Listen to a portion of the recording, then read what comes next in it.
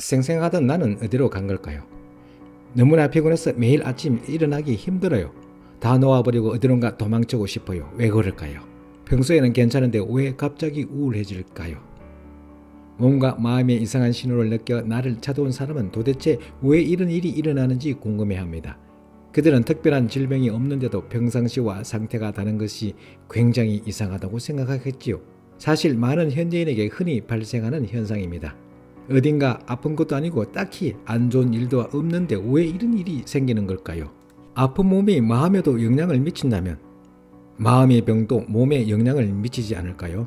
이렇게 몸과 마음은 연결되어 있어 어느 한쪽이라도 중요하지 않은 것이 없습니다. 그러나 우리는 건강검진, 통증과 이상 징후로 쉽게 나타난 몸의 병에는 민감하게 반응하지만 소리 없이 스며드는 마음의 병은 대수롭지 않게 여기죠. 정신질환은 개인차가 커서 몸의 질병처럼 쉽게 발견되지 않기 때문입니다. 최근 들어 자율신경 실조증에 대한 관심이 높아지면서 병원을 찾는 환자들도 늘었습니다. 자율신경계 이상의 대표적인 증상으로 두통과 불면증을 들 수 있습니다. 그런데 이 증상은 근본적인 병인을 찾을 수가 없어 치료가 쉽지 않습니다. 바로 병의 원인이 몸이 아닌 마음에 있기 때문이죠. 그럼 자율신경 실조증이란 무엇일까요? 몸과 마음의 균형이 깨져서 나타나는 증후군입니다. 주로 속이 답답하고 심장이 빨리 뛰며 손발이 저리고 설사와 변비 같은 위장질환이 생깁니다. 화장실에 가는 빈도가 잦아지고 불면증과 이명에 시달리기도 하죠. 증상이 심해질수록 자율신경계 기능도 함께 떨어집니다. 신경계는 중추신경과 말초신경으로 나뉘며 말초신경은 다시 자율신경과 체성신경으로 나뉩니다. 그 중에서 자율신경은 신체 기관과 혈관의 신경 운동을 돕습니다. 이 신경은 의식적으로 통제할 수 없다는 의미로 자율신경이라고 부릅니다.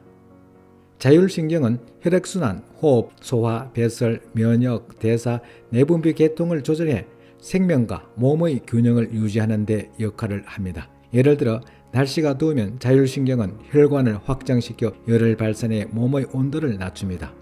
자율신경 기능이 손상되면 신체 조절 기능이 약화되고 외부 환경의 변화에 대응하지 못하고 뇌와 신체의 능력도 크게 떨어집니다. 따라서 자율신경은 우리 몸의 신호등이자 삶을 유지하는 데 반드시 필요한 기관입니다.